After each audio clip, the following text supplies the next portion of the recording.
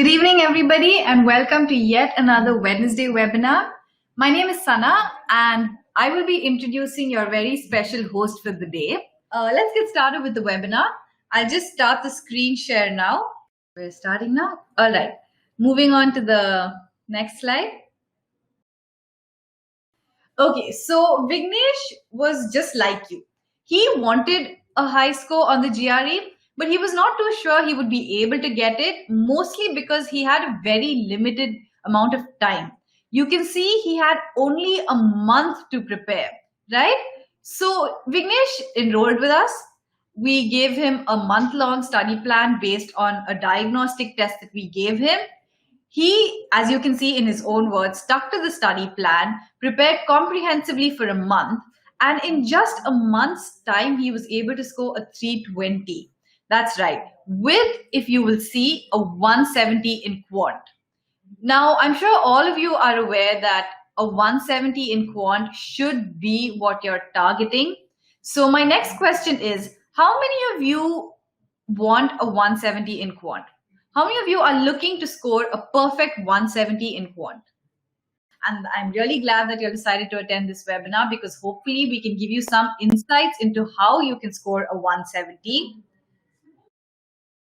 Moving on to the next slide, I would like to show you that a 170 in Quant is really not impossible. In fact, a lot of students we know personally have gone on to take the GRE and score a 170. You should be able to see on your screen about 2, 4, 6, 8, 10 or 12 names of students with a 170, and you can also see their total scores on the side.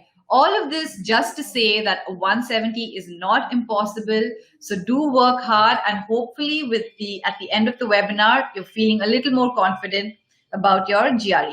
Moving on to the next slide. Okay, so our speaker for today is Soumya Subramaniam. She is our GRE Quant expert. And if any of you have ever attended any of our webinars before, I'm sure you're well aware of just how insightful ma'am is. She has gotten an MSc from IIT Madras. She then went on to get an MS in math from San Jose State University. And she has had tons of experience in the field. So do listen to her. And if you have any questions, feel free to ask them. Handing over to Soumya now. Thank you, Sana. Hello, everybody. So the topic for today's webinar is frequently asked questions, FAQs in quantitative reasoning of GRE. Well, I know most of you would have been aware of what GRE is all about. GRE is a skill-based exam rather than a knowledge-based exam. And GRE is to analyze your ability to think critically and come to a logical conclusion based on the facts provided to you. That's what GRE is all about. It tests your ability to apply the techniques that you learned, apply the concepts that you learned. But to make your life easier, the syllabus covered in GRE is just that back to basics approach, where only the high school mathematics is covered, probably till your 10th and a little bit of 11th. Only that part of the syllabus is covered in GRE. And the big four or the four main topics would be arithmetic, algebra, geometry, and data analysis. Now, while these topics sound very easy, right? All these things you must have heard of right from your primary section. Arithmetic, algebra, geometry. Data analysis is something that you would have been gotten familiar in probably in your 9th, 8th, when you do your histograms, bar graphs, etc.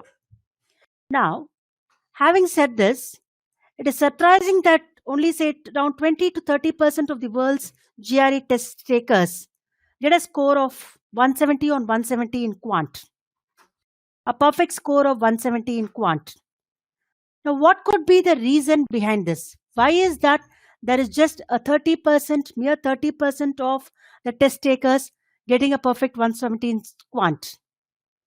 The factors that take you away from a perfect score, it could be a lack of concept clarity, impatience when you write the exam. You just need to complete it. that impatience is there. There is always this exam tension. Right from the day you were introduced to the concept of exams, it was all there within you, right? Then overconfidence. Some people feel that these topics are too easy, but then when they actually face the GRE, they find the questions on these topics little tricky and indirect. So that overconfidence has put them in the back seat. And improper time management. This is something everybody, no matter how intelligent you are, how familiar you are with the questions in GRE, they keep struggling with this time management. So it becomes very important to familiarize yourself with the pattern of the test and get adequate practice so as to avoid any surprises on your test date. When I say pattern of the test, it includes time management, it includes concept clarity, everything. So first, let's look at the structure of the test. What is this test all about? You have a section-wise adaptive test.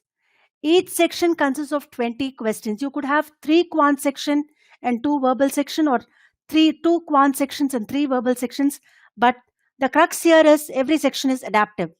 Suppose the first section you get it as very easy and you are able to get a full in the first section. Then the next section will be a little difficult than the first section. You're going to make many mistakes in the first section. Then the second section will be very easy for you. That is how the GRE test has been framed. And again, they do make your life simple by having no negative marking. So how is that going to affect your performance? In the sense, you don't have to skip any question in GRE. If you do not know any question, at the most make a wild guess and move on. It could be right. You could get a credit for that. So please do not skip any question in GRE because it has got no negative marking. Suppose you are stuck with some question, you are not able to find an answer. Within a section, you will be able to maneuver between the questions. So within a section, you can leave that question, move on to the other questions and come back to it later. You can always put a mark and review on that question and then visit that question later in GRE. But please do not skip any question. And there are 4 different question types in GRE in Quant. Multiple choice questions, multiple answer questions. What is the difference between both? Multiple choice questions, you need to submit just one correct answer. Only one of the given options will be right and you need to take only that. Multiple answer questions, it could be 2 or more correct answers. So which means you need to go through all the options given before you click on the right options. Then the numeric entry questions where you have to work out the answers. MCQs and MAQs, you can always go from the answer and then by trial and error method, plugging in numbers from the answers, you can always arrive at the right answer. But the numeric entry questions, unfortunately, one of the toughest types in GRE where you have to work it out on your own and write the corresponding answer. You could have a single box if the answer is a whole number or a decimal, or you could have a numerator by denominator, something like this, where you have to plug in the numerator here and denominator here, a fraction. So whatever the answer, the question is asked and the answer boxes are given like this, then it means that the answer has to be a fraction. If there is a single box, it means that you have to input a decimal value here or a whole number. Then the quantitative comparison questions. Easiest questions provided your concept clarity is the strongest. In the sense, QC questions should not take more than 1 minute for you to solve because these do not involve any tedious calculation and it all goes by a rational approach. Your concept clarity, everything is involved here. So, moving further, let's look at a few samples of the different types of questions. Quantitative comparison question, as I told you, should not take more than a minute for you to solve and it does not involve any application of any formula. It is only based on your concept clarity. Let's look at this. X is not equal to Y. Quantity A, X is a positive real number. Quantity B, Y is a positive real number. Quantity A is 1 by X. Quantity B is 1 by Y. Now, quantitative comparison questions eventually boil down to a multiple choice question where the 4 options are always fixed for any QC question. The 4 options would be, the first option is always quantity A is greater, the second option will always be quantity B is greater, the third option will be the 2 quantities are equal, and the fourth option will always be the relationship cannot be determined from the information given. Now, going back to our question, x is not equal to y, 1 by x and 1 by y. The immediate conclusion would be to say that 1 by x is less than 1 by y. This is a very common mistake that students do. All you need to do here is just plug in numbers and check for yourself. It does say that it is just a positive real number, which means it could be x could be an integer, or x could be any rational number, right? It could be a fraction, it could be an integer, it could be a decimal, it could be any value. All we know here is x and y are 2 quantities which are just positive, greater than 0, but it could belong to any one of the rational number system, the positive rational number system. It could be an integer, it could be a whole number, it could be a natural number, anything. It could be a fraction, any value it can take. So suppose x is an integer. I have, suppose I say 2 is less than 3. I have x as 2 and y as 3. I will have 1 by x, that is 1 by 2, right? Between 1 by 2 and 1 by 3, what is the relation? 1 by 2 is greater than 1 by 3. Suppose I say I take 2, some value 3 greater than 2, x as 3 and y as 2, then I'll have the reverse relation, 1 by 3 is less than 1 by 2. So, depending on what x I take and what y I take, the relationship between quantity and A and B changes. So, the answer would be the relationship cannot be determined. This is a typical GRE type quantitative comparison question where you need to plug in values. So, here at Galvanize, we advise the students to use a mnemonic called Zone F to plug in values. Z stands for 0, O stands for 1, N stands for negative numbers, E stands for extremes, F stands for fractions. So you will go in this order to plug in the numbers to check the relationship between quantity A and quantity B. MCQs. The next type of question tested in GRE, multiple choice question. As I told you, multiple choice questions, you need to check only one of the correct options. One of the options would be the correct answer. The question says this is about geometry. AB is an arc with subtends an angle of 60 degrees at the center of the circle. This is the arc AB, and the radius of the circle is 6 centimeters. This is 6. Find the area of the triangle OAB. Thinking? Can you arrive at a conclusion here? Yes? Okay, fine. Now, when you have a triangle like this is an isosceles triangle, which means these two angles are always equal. So, when such a triangle is formed in this sector with subtends an angle of 60 degrees, this triangle has to be an equilateral triangle. So, this chord length will also be 6 centimeters. And so, you just have to apply the area of equilateral triangle root 3 by 4 a square, which would be root 3 by 4 times 36. That will be 9 root 3 is the right answer. So in this case, 9 root 3 would be the right answer. This is an equilateral triangle. So here, what are the things that you need to know in geometry? You need to be thorough with the concept here. When a circle, 2 radii, obviously you get an isosceles triangle automatically, and all the more when the central angle is 60 degrees, the triangle formed in that sector will be an equilateral triangle, because if this is 60 and this is x and x, by your ASM, 2x plus 60 will be 180 and 2x will be 120. That leads to x as 60 degrees. That means this triangle OAB is an equilateral triangle. So all the three sides are equal. 666 is the measurement. Now, when you need to find out the area of this triangle OAB, it is just the formula that I've used here, root 3 by 4 a squared. Now, the third type of question, the numeric entry question. So what do you have in a numeric entry question? Numeric entry question, you can have a box like this. As I told you, when you have a single box like this, it means that you need to plug in a decimal number, a decimal value here, or a whole number. you cannot write a fraction. Something like 2 by 3 cannot be written here. So look at this example given. X is equal to 10 power minus 1. What is the value of x plus 1 by x?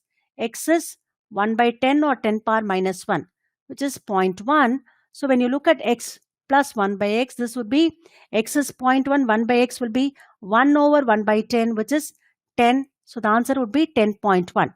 So when there is a single box given here, you will plug in, write the answer as 10.1. Suppose the same question, this is given here, two boxes, one for the numerator and one for the denominator. You cannot write it as 10.1 by 1. Don't write it like that. You need to write a proper fraction here, a rational number. Write it properly. This answer, the answer that you need to write here is 101, and this denominator should be 10.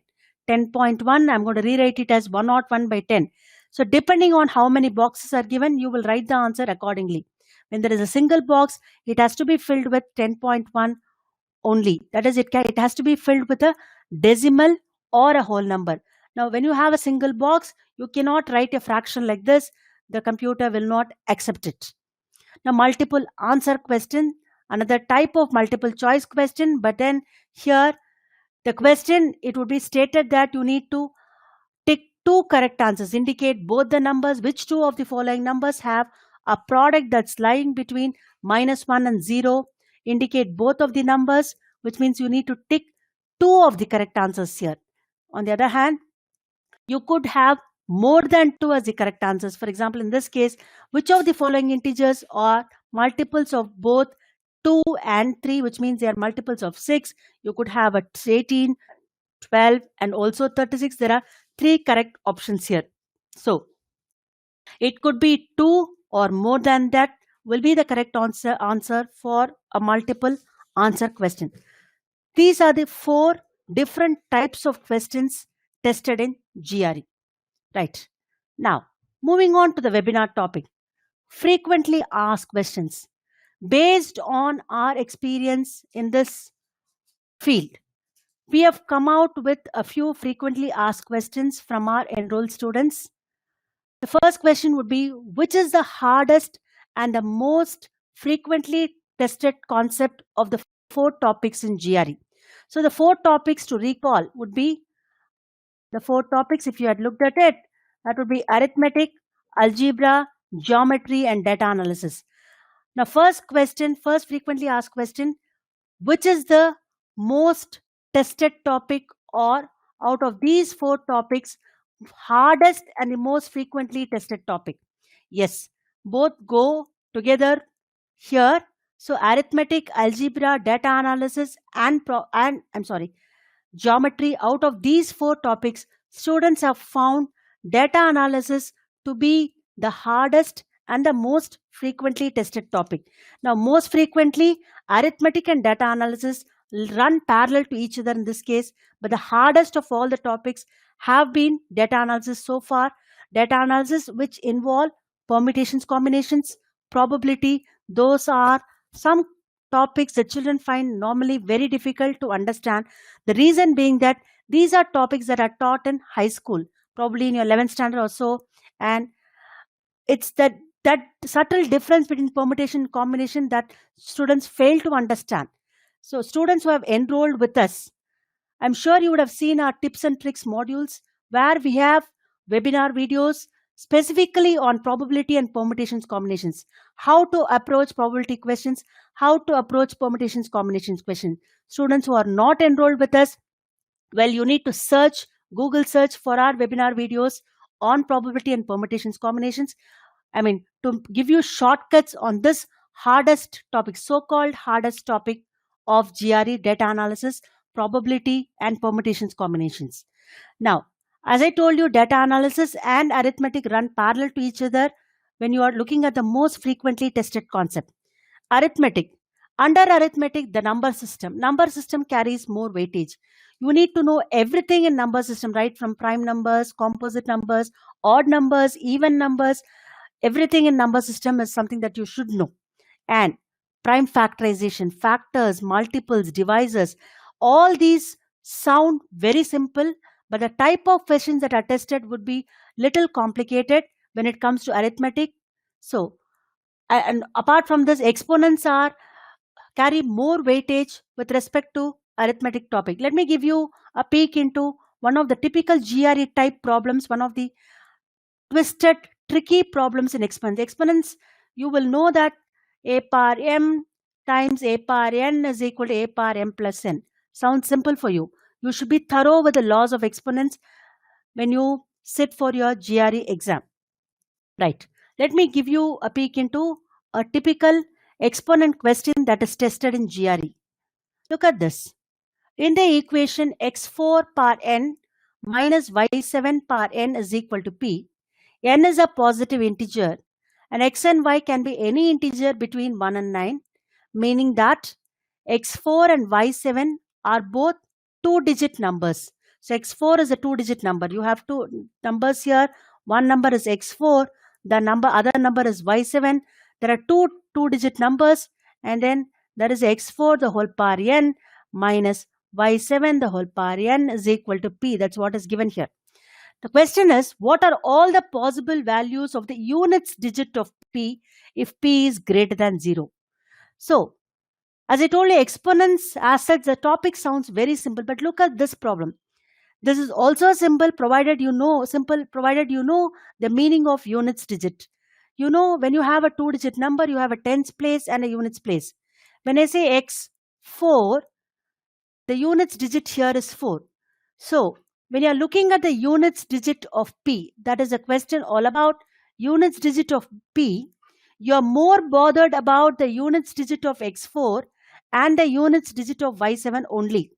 You don't have to worry about the tens digit and tens digit of y7 and tens digit of x4 because that is not going to affect the units digit of p. For example, when I say 24 minus 13, the answer has to be 11. So when without this, I'm just going to ask you the units digit of this difference. I would just subtract this and tell the units digit as 1. I'm not bothered about what is there in the tens place. You understand? So don't go ahead and twist your brain or screw your brain to find out what is x and what is y.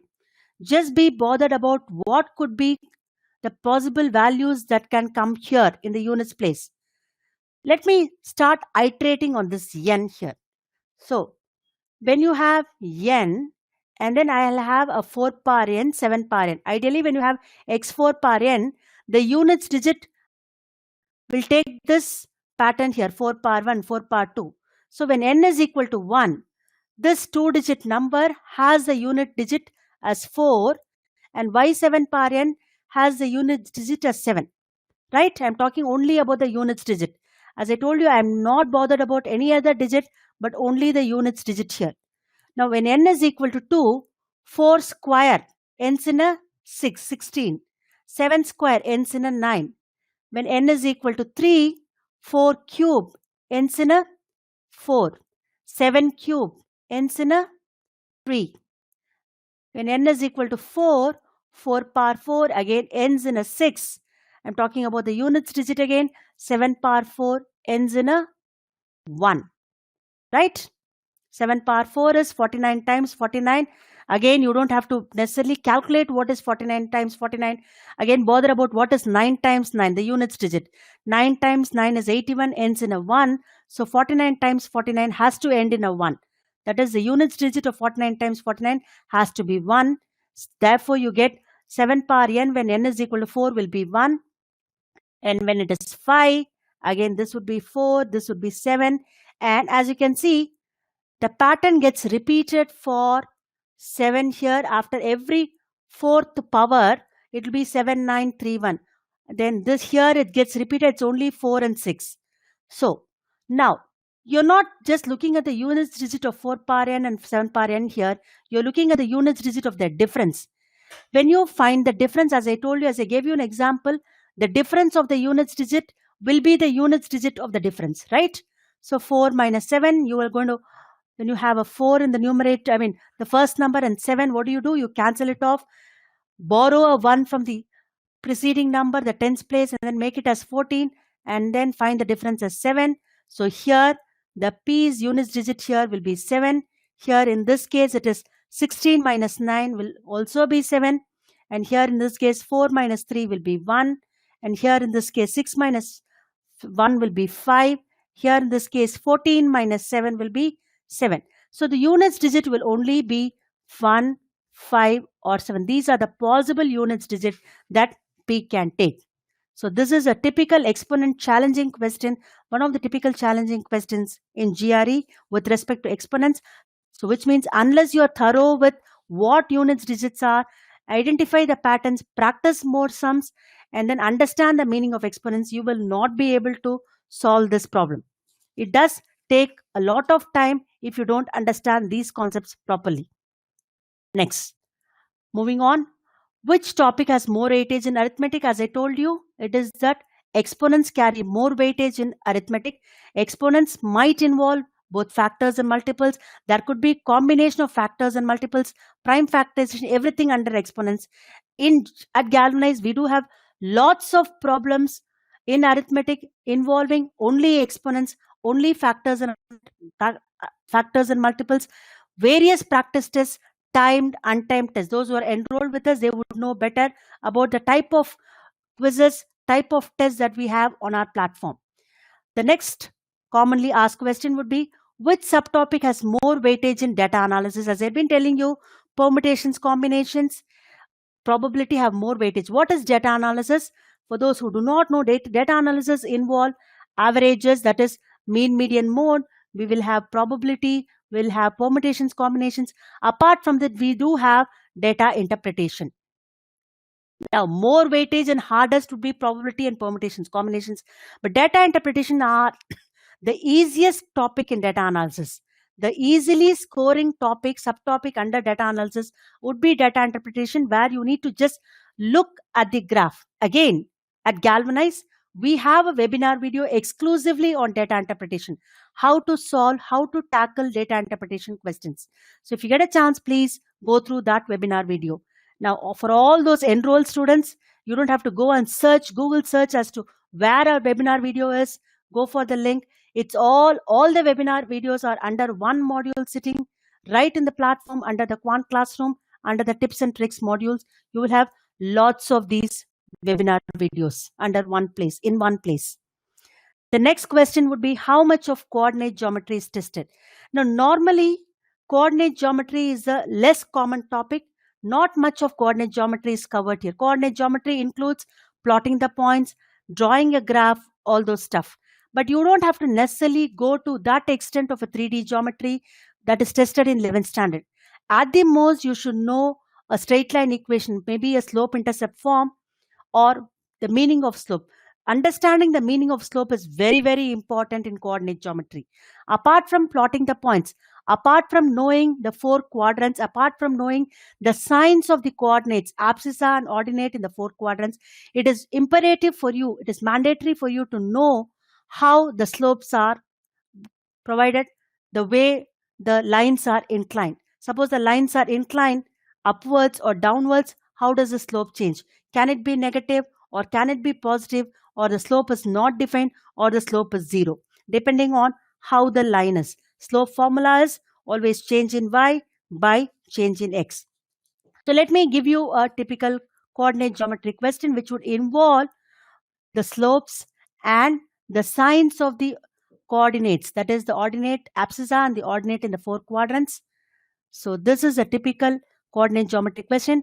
Which of the following lines do not contain? Again, you need to watch out for the negative words in GRE. Normally students misread the question or skip this or do not read between the lines. It is lines do not contain. They might take it as do contain and pick the wrong answer. Do not contain. Not is a very important watchword. You could also have words like except, not, neither, etc. in the questions in GRE. Do not contain coordinates points that are both negative, which means x and y should not be negative. In these lines, out of these lines, which of these lines do not have both x and y negative, which means when you draw these lines, x and y should not lie in the third quadrant. As you can see, first quadrant, x is positive, y is positive. Second quadrant, x is negative and y is positive. Third quadrant is where both the coordinates are negative, and in the fourth quadrant you will have x positive and y negative. So it's very important for you to know the sign so that you will be able to answer this question. Now, third quadrant, both are negative, which means the lines that you're going to look for should not pass through the third quadrant. Now, understand that when you draw a line passing through the third quadrant, the slope of that line will always be positive. This is one very important rule about slopes that you should know. Now, any line like this, moving like this, covering first, second, and fourth quadrant, should not pass through the third quadrant, will always have the slope to be negative. Any line tilted like this, passing through the third quadrant, tilted like this, will have the slope to be positive. So you are ideally looking for this line here. This is the line that you're looking for, which does not pass through the third quadrant, and which means its slope is negative. Out of these questions that is given here, options that is given here, which will have slope to be negative? This one, you can associate this with the slope point form mx plus c, y is equal to mx plus c. One more thing you should understand that here is the y-intercept should also be positive, x-intercept should be positive, which means I don't have to necessarily push this line in this direction and make it lie in the third quadrant. I shouldn't be doing that. It has to have something like this, right? To encompass first, second, and fourth quadrant only. So here this slope is 1, it is positive. Here the slope is 4 by 3, it's positive. Here in this case slope will be again 4 by 3, which is positive. In this case slope will be 1, which is positive. So only case where the slope is negative is option C, where y is actually minus x plus 2, the slope is minus 1. So you should be very strong in the slope point form and meaning of slope and how the lines will be tilted based on the slope to be positive or negative. This is a very, very important concept that will be tested under coordinate geometry. Nothing more than this will be tested in coordinate geometry. Next question would be, what should I concentrate more in geometry? Should I memorize the formulae for surface areas and volumes? Very valid question. There are lots of formulae in surface areas and volumes in geometry, right from a 2D shape to a 3D shape. 3D shapes would include cubes, cuboids, cylinders, and nothing more than that. No cones, no frustum, nothing else is tested in GRE. So what should I concentrate more in geometry? Again, we have a webinar video exclusively on what to expect in geometry in GRE. If you get a chance, please go through that. Only 5 to 6 questions across the sections will be there in geometry. Geometry actually carries very less weightage or the least weightage in GRE. But whatever questions are asked in geometry, those will be tricky questions, little indirect. And the normal mistake the students do is go with a visual interpretation, which is wrong. They will jump to the conclusion just by looking at the question. For example, you can have a figure like this, but maybe a quadrilateral like this. Immediately do not jump to the conclusion this is 90 degrees. Unless and until there is a textual information which states that angle A in the quadrilateral ABC is 90 degrees, you will not conclude this to be 90 degrees. This is a very common mistake that students do. Should I memorize the formulae for surface areas and volumes? Yes, very important, because this is a time test. It is important to memorize the formula. You can't go deriving the formula there. Geometry especially, you will have questions on 3D geometry, cubes, cuboids, cylinders, etc. So it's very important that you memorize the formula. You need to apply that to indirect questions in geometry. Now, it is advisable to maintain a pocket notebook with the formula for surface areas and for volumes. At Galvanize, we do the work for you. We give you a handout with only the formula in geometry and also all the formulae in all the 4 topics. All these are given as a PDF file for all the enrolled students. So if you would wish to avail this opportunity, I think you should enroll with us. The next question would be, how many questions involve men, work, and time type sums? Men, work, and time type sums, again, a less commonly tested topic, very less. But then, this is the one topic that I found that most of the students are very anxious about. The reason being that there is no clarity on the direct variations and inverse variation. The meaning of direct variation, the meaning of inverse variation, the meaning of mix-up proportion, that is something, that concept clarity is lost among the students. Though you keep learning it right from your probably your 7th standard, this concept of men work time, right? The rates, ratio, proportion, all these things you have not been able to apply it properly. You have probably been solving only the textbook sums without even understanding why I am solving it. So here at Galvanize, we give you a chance to explore these types of sums. There are lots of these types of sums. Though this is a less common topic in GRE, to remove that anxiety, we give you all different types of sums. Again, there is a webinar video exclusively on mixed variation. Please go through that if you have difficulty on this type of problems in men, work, and time. And will I be tested on simple interest, compound interest? Most probably no. 99% of the GRE takers have told us that simple interest and compound interest are not at all tested. But at Galvanize, we don't want to leave anything for the benefit of doubt.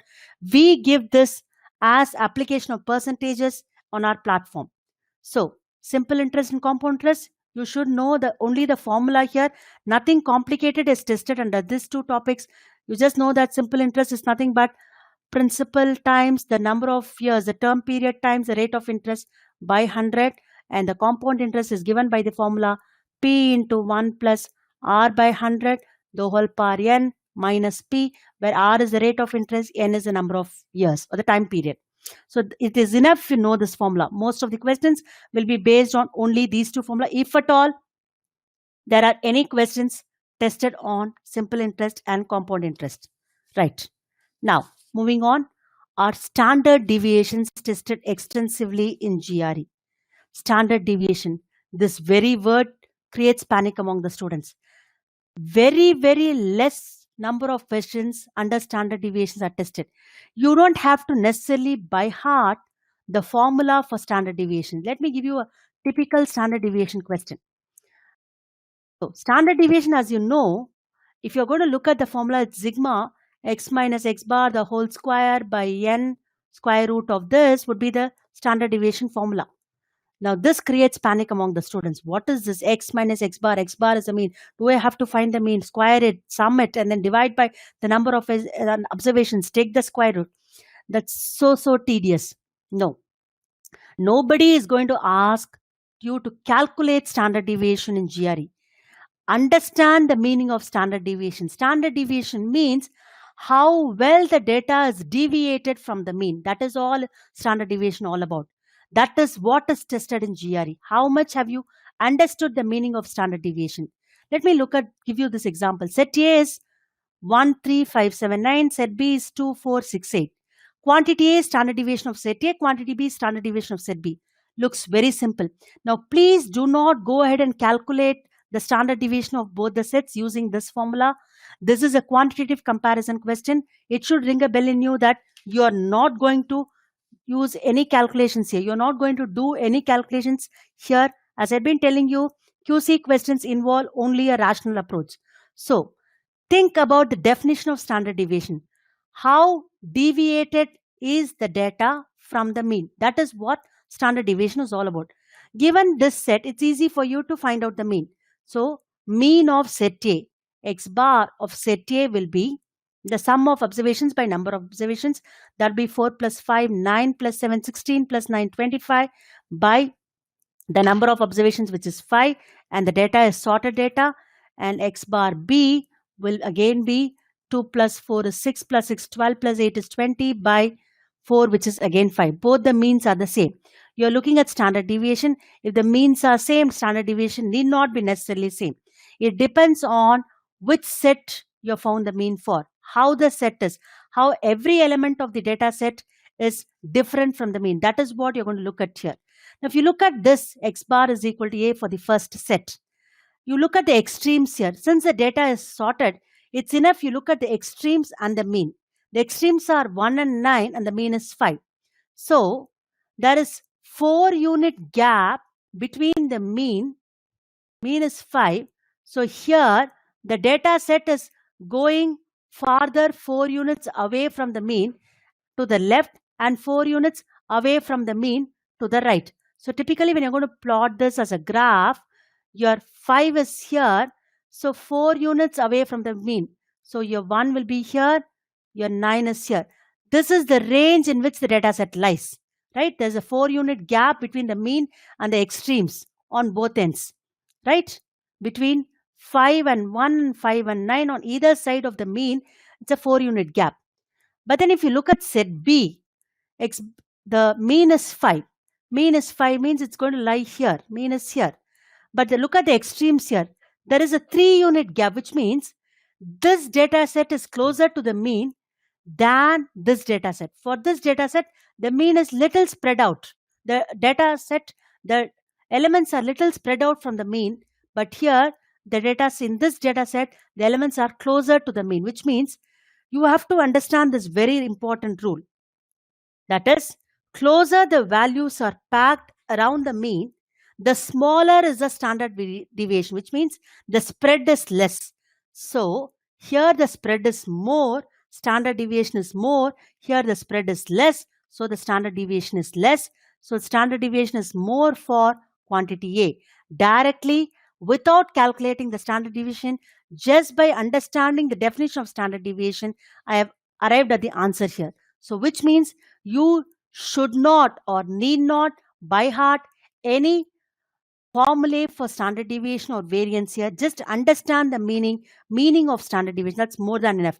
Again, on our platform, we have several questions, just the comparison type question. Again, one more thing regarding standard deviation. All the questions on standard deviations are quantitative comparison types, right? That gives you a clue that none of the questions will involve any calculations.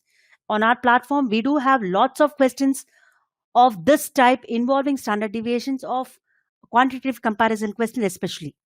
Okay, now going back to the next question, frequently asked questions types, you have, do we need to reduce fractions to the lowest form in numeric entry questions? Very valid question. Well, as I told you, numeric entry questions, when you're going to write the fractions, it would be a numerator by denominator, right? You will write the numerator here, denominator here. You don't have to reduce any fraction. Any equivalent fraction is considered as right. So for example, the answer is 2 by 3. You could write the answer as 4 by 6, or you could also write the answer as 8 by 12. Any of these answers is considered right. It takes the numeric equivalent fractions as the correct answer. You don't have to necessarily reduce them to the lowest form and write the answer here. How many decimal places should we calculate the answer for a numeric entry question? Very, very common question among the students. How many decimal places should we calculate the answer for a numeric entry question? Now, numeric entry questions, normally 99% of the questions, the question would state that you need to round it off to the nearest integer, or round off to the nearest tens, or round off to the nearest hundreds, or something like that. Suppose the answer is, say, suppose you get the answer is 57.25. And I say that round it off to the nearest tens. What do? You round this up. You look at the digit to the right of the tenth place and then round it up as 57.3. Suppose the same question I say, round it off to the nearest integer or nearest whole number, the answer would be just 57. But what if there are questions which do not ask me to round it off, just write the numeric entry answer? Very well, you might have such questions, very rarely, but then not to leave anything for the benefit of doubt, the answer would be up to 3 decimal places. That's the maximum that you can enter in GRE. 2, 3, 5. You don't have to write a 0 here, 0 point, it doesn't accept. It could accept it as 1.23. The maximum number of digits, maximum number of decimal places that you can go is 2, 3, 5, 3 digits, 3 decimal places, the maximum number of decimal places that it allows you to enter. So please be careful when you write the answer. So when it allows you to enter only 3 decimal places, obviously it is asking you to round it off to the nearest thousands. For example, the answer that you are getting is 0.2357, and you need to write the answer in the box that's given. You have to write the answer as 0.236, otherwise it will be marked as wrong. You get it? Though the question doesn't ask you to round off, but it does accept only 3 decimal places. So which means obviously when you have a 4th decimal, round it off, round up or round down the answer and write the correct answer in the box that's provided here. Can we take our calculator during the exam? Obviously, you might have tedious calculations, very, very rarely. As much as possible, do not use the calculator in the exam. Calculators you are not allowed to take. First thing is, you are not allowed to take any calculator during the exam. You have an online calculator interface in GRE. The online calculator pops up whenever you want. You can open that.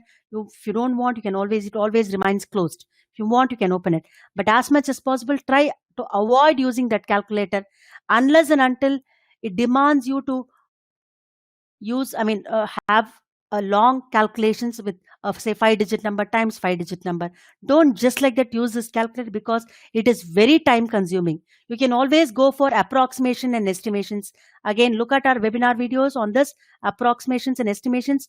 All these shortcuts that you need to apply in GRE. In all time tests like GRE, you have to go for approximations and estimations. Do not use the calculator unless there is an extreme necessary compelling need for you to use. Go for approximations and estimations only. Then, is there a limit on the number of scratch papers? As soon as you start with your quantitative section, you are given scratch papers. There is absolutely no limit on the number of scratch papers that's given. But make sure you do the work, the rough work also a little neatly, so that when you write the number, submit the answer, you don't make a mistake. You don't write the fourth answer for the second one and second answer for the fourth one. When you keep scribbling on the scratch paper, just because it is rough paper doesn't mean that you need to scribble on that. Write it neatly as much as possible. Do the rough work neatly so that you know at least where the answer is, and you will be able to submit the correct answer properly. Can I just prepare for quant in a month if I know the basics very well? Yes, you just saw in the start of the webinar this guy Vignesh, who had just 1 month to prepare and got a 170. Yes, if you know the basics well, it is quite possible. But then there are always exceptions. I would personally advise you not to just restrict it for a 1 month plan. Go for a minimum of 45 days plan, so that you will have enough time to practice and comprehend what you learned, review the practice questions and do it well, so that you are very confident when you take the GRE. Of late, GRE has been raising its standard to GMAT level. So there are tricky questions, challenging questions in GRE, so that it does take that 45 days time for you to understand, comprehend and review what you made, review the mistakes, and then analyze whatever you have been doing, and then work on the challenging part of GRE. That is the hardest questions that you can encounter in GRE. So it is advisable to go for a 45-day plan at the minimum. Quant in a month is not possible. It's not impossible. You can do it if you know the basics well, but you need lots and lots of practice. Vignesh had put tremendous practice, tremendous number of hours went into it. He was continuously working on the quant section and got a 170. Hats off to him. The next frequently asked question was this: what are the do's and don'ts while attempting GRE? On the day of GRE or just before GRE, what should I do? Okay, moving on to the do's and don'ts. Stick to the study plan provided by your GRE prep program, whichever program that you have enrolled. Galvanize, we do have a comprehensive tailor-made study plan depending on your diagnostic test. We will walk you through that properly. We have dedicated course managers who will walk you through that. At every point, they will put a checkpoint to see that if you are progressing according to the study plan. I don't think such a service is provided by any GRE test prep institute. So at Galvanize, this is a unique feature. The course manager, dedicated course manager, hats off to them. They will be behind the students to make sure that they stick to the study plan. And there is a 24/7 instructor clearing doubts also at Galvanize. The second don'ts would be: avoid careless mistakes in this section. Use your scratch paper and pen for solving the problems and double check to avoid silly mistakes. Do not waste too much time on a question which you are unable to solve. Now, this is one particular thing when it comes to math. Do not just dwell on one question, waste your time. If you feel that you are stuck at that, leave that question, move on. Use the mark and review feature to come back to the question later. As I told you, within a section, you can always come back to the question. But please do not skip it, because there is no negative marking. Reserve some time to go back to these questions. Practice as many sample tests as possible to get an exposure to a variety of questions which can be asked in the exam. Again, at Galvanize, there are close to 2000 plus questions only for Quant on the platform. There are several questions on every subtopic. Every subtopic in every topic has been counted, and every subtopic has got several practice tests, timed, untimed tests, and we follow a pedagogy. We'll start with a practice test. We start with the conceptual questions, practice tests, untimed tests, timed tests, mock tests. What more do you want to get a 170? And then have a good night's sleep on the eve before the GRED. Very, very important. I would suggest that this holds good for anybody taking a math exam. Leave alone GRE Quant. It holds good for anybody attempting any math exam, even be it the board exam, the 10th and 12th board exams, or any math exam. You should have a good night's sleep on the eve before the GRE day or before that exam. It's very, very important for your brain cells to open up. You should not keep cluttering and then keep burning the midnight oil on the eve before the exam. That's completely not advisable, especially with math. Go with a peaceful state of mind and a good meal. This is very, very important. A good meal, which means it should be neither too much nor too little. There have been instances of students complaining that in the middle of the exam, middle of a section, you're not allowed to move out. The middle of the section, you might have drunk lots of water. You might be feeling sleepy because you ate a sumptuous meal. It should be a healthy meal, but a limited meal, limited amount. You can always go back after the exam and then eat to your heart's content. But please make sure that you eat healthy, limited meal when you take the exam. Don't slog too much on the night before the exam. Reserve the last week of preparation to go through the formula and shortcuts. Don't start anything afresh. Again, at Galvanize, we do have a webinar video on what should you do on the night or on a week before GRE. What are the do's and don'ts before GRE? You could look at that webinar video. There are nice tips that are shared in that webinar video. Right. Now, the last question in our frequently asked questions is, what is a good quant score? So students are very eager to know, what should I get if I say that if somebody says that my quant score is good, what does that mean? So we have at Galvanize, we have categorized it like this. Elite GRE scores, the top 10% would be 165 to 170. Competitive GRE scores, top 25%, 159 to 164. Good GRE score, top 50%, 153 to 158. Below average score, lower 50th percentile range, 152 or below. Now, at Galvanize, we don't let any students go below this elite category. We want all our enrolled students to fall in this elite category. So with your hard work, with our support, with the dedicated course managers, you will get this perfect 170. That is, you can see from the testimonials that Sana just shared, the list of students who have got a 170 in Quant. So with your hard work, that is most important, and our support will always be there for anybody who's going to work hard and enroll on our platform. With all the practice tests, with all the time tests, with all the untimed tests and the full-length mock tests, you're sure to achieve this. You're sure to fall in this elite score category. Right. I hope this webinar was useful. Over to Sana. Thank you so much for that. That was indeed a very insightful webinar. Thank you so much for taking the time. We hope you had a wonderful time. This is Galvanize Test Prep. This is Sana signing off.